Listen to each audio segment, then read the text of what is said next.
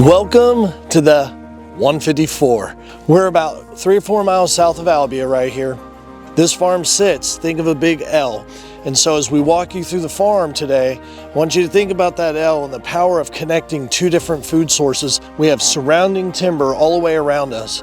This was designed as the kind of the meeting place, if you will, the green to grain transition. They have about 4 acres of alfalfa as the meeting place, and we watch the deer every night congregate in this area. Everything eventually works its way into the beans, and as they work into the beans, it's a chip shot 20, 26, 28 yards. We have a farmer in place, Michael. They're already cutting this alfalfa. We split the hay on the alfalfa bales, but we use them for screening this year to really help us get in and out of the blinds. Our blinds, you enter from the bottom. So you're coming up here on the e-bike, you park your bike here, you're completely hidden. This could be yours. It's beautiful here.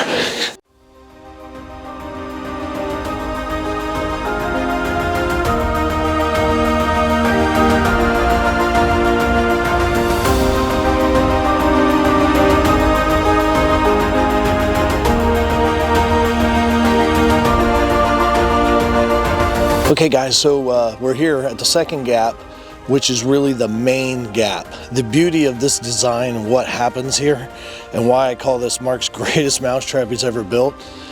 This gap goes straight across with a line of miscanthus, and we're gonna walk out here in a second and let you see it. But that connects the woodlot to the east and to the west, and it gave the mature bucks, it gave them cover from one side to the other during the rut. And this spot was hot. So the best plan is knowing that you have to adapt. And one thing that Mark did here that I really thought was unique was we made a little kill plot off the timber. And if you look just to the west, there's a little kill plot out here. And we designed that in case we had a big mature buck coming in here, but he wouldn't, he would stage back here and not come here till after, it was past shooting light. So we designed this to be able to have the flexibility to put a stand in place and hunt the wind that he was coming in here. That never happened. They come out here in broad daylight.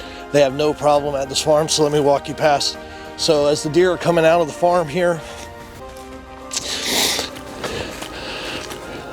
about 350 yards that way, they have 5 acres roughly of corn, and they have 4 acres of beans right here. The connecting is cover in between. They come out here, water troughs in place. Okay, we got fruit trees that were planted, so we'll see how they do this year. And then they come out here, and again, you have our blind just over the hill. The switchgrass is down now. We got that real heavy snow, but that's normally up at the top. We trim it, you look out over it, and the deer walk right out in here to go into the beans. You're sitting above them.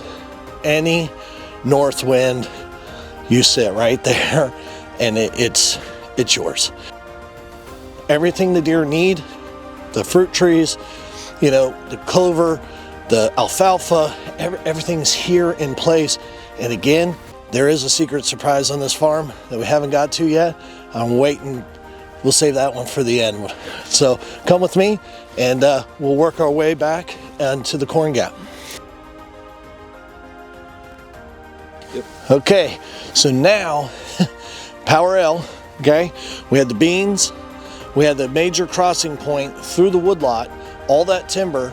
The deer emerge from the timber now, headed to the south, and they walk into about a 3.5 acre alfalfa field that is flagged here with corn. So we have the green to grain transition coming from the alfalfa. The deer want to feed naturally into this area, and we did 2 food sources here. And when I say we, Mark really wanted to make sure this year that we had some late season food on this farm. So we planted corn here that we used for early season, and we planted about 2 acres of corn just to the west of it for late season. We've started mowing that. When the big snows come in, we try to make sure they have standing corn and they have corn on the ground. So we mow before the storms, keep them deer fed all year. Again, they come in here, follow this down. We have winter wheat sown in.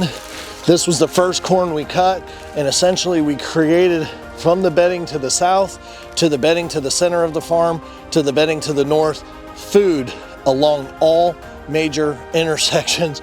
So any deer wanting to travel from the southern bedding area of this farm comes through the corn, through the alfalfa, through the center core of the farm woods, out that main entrance where we just came from, and then they go into the beans, and then they can leave and go to the alfalfa and change their bedding to the north side or the south side, depending on the weather and where they want to bed.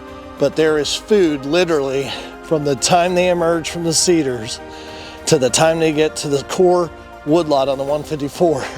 And then when they emerge out of the core, they're back in the other food source. They have everything they need right here. And this is Mark's greatest mousetrap I've ever seen him build. It's just every deer we see, we get 2 to 3 pictures at a minimum that night. They come through one gap, they hit the second gap, they hit the third gap. Then they work their way back. They come through from the south, they hit that south gap, center gap, the bean gap, then they work their way back south. So it's a heck of a way to know what we have on this farm. And this farm, we did not hunt this year. We left every animal on this farm to just grow and just try to get some more age class on them. We have 2 deer here. We feel like we'll be Boone and Crockett next year easily. So we're pretty excited for the new owner to get in here. And farmers in place for the food plots, farmers in place for the alfalfa, who's the same farmer that does all of the row crops, and then the food plot farmer separate. So give us a call today if you have any interest, but you got to stay tuned for the one last surprise of the 154 here in Central Iowa. All right, the 4th and final box blind at the 154. Again, you guys seen power L. We're now at the bottom of the L. This corner was a heck of a bedding area. There was a cow pasture type of path coming out of these woods. So what we did was we opened all this up and we put all the food in here and allow them deer to kind of funnel up right out of the heavy bedding and come up. So again, if they go from the south, typically we get a picture of them here coming through this gap. Then they're getting a picture of them going through the gap into the alfalfa. Then we're getting them going through the woodlot, coming back out the side where the water trough is at the center core of the farm. This has made this farm, just deer love it. They travel it. It's easy for them. And they're comfortable. Daylight hours, daylight pictures. We start seeing deer on this farm. We have more pictures on the 154 than any of our other farms in all daylight. We want to give the animal the best head start we can for 2026. And it starts with all of the standing food. The deer in this farm do not want for anything. They have plenty of food to get them through winter. They have plenty of food to get them through the spring. So we're going to be in really good shape when we plant this in late April. This will be all back ready to go for 2026. So, all right, here we are, the big surprise of the 154. So this really came out of my legacy time that I've spent in the Bahamas as a fisherman. If you go over to Baker's Bay, Alpha Treasure in the Bahamas, Northern Abacos, they did these like sip-sips, which are like Cassitas, which is just Spanish for small house. And they did it on a golf course, and it made a really cool spot for gentlemen playing golf to be able to sit down, have a refreshment, drink, food, and just meet the other golfers that are coming through. So really, when we built this out, I envisioned having a Cassita on one of our farms. And here you go, our first Cassita on the 154. So you come in, you hunt in the morning, everybody's ready for breakfast. You come in, we left the house completely, it's fit for Amish, it has no power in it, but it's ready for photovoltaic power if you wanted to put power in it, or you can run power lines, whatever kind of chooses your end use for whatever you want.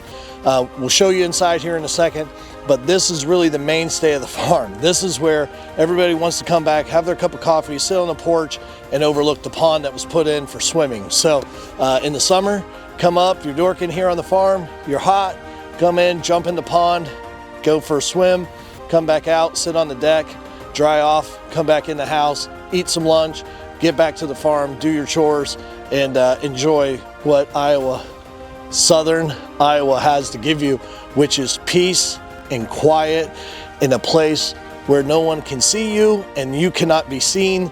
It is beautiful in here, and it is just really be a great place for a wife or someone to read a book and just enjoy the outdoors even if they're not a hunter. So come on in with me and let's take a look.